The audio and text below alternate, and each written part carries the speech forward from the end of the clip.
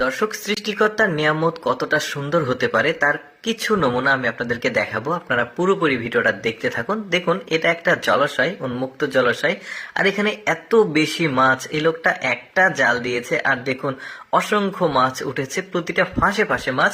মানে যেখানে জাল দিচ্ছে সেখানে আসলে প্রচুর মাছ। এখন অনেকে ভাবতে পারে এগুলো চাষকৃত, বাট না, ওদের জলাশয় উন্মুক্ত থাকে, যে কেউ আসলে মাছ ধরতে পারে। দেখতে পাচ্ছেন প্রচুর পরিমাণে মাছ ওদের জলাশয়ে উৎপাদিত হয়। দেখুন কি চমৎকার লাগছে আসলে দেখতে, প্রতিটা ফাঁসে ফাঁসে মাছ আটকেছে।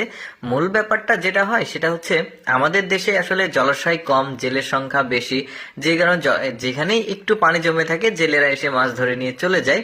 আর যতটুকু জায়গা উন্মুক্ত থাকে সেখানে মাছ চাষ করে, মানে যাদের একটু প্রভাবশালী লোকজন তারা আসলে মাছ চাষ করে, যে কারণে আসলে মাছ খুব একটা উৎপাদিত হতে পারে না।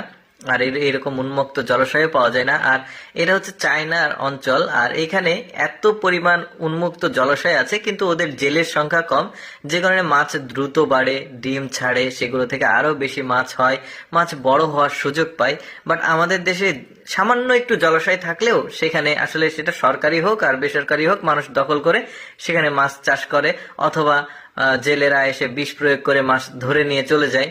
মানে অসংখ্য জেলে, অভাব নাই, কিন্তু জলাশয় তো আর অত বেশি না, যে কারণে এত মাছ উৎপাদিত হয় না আমাদের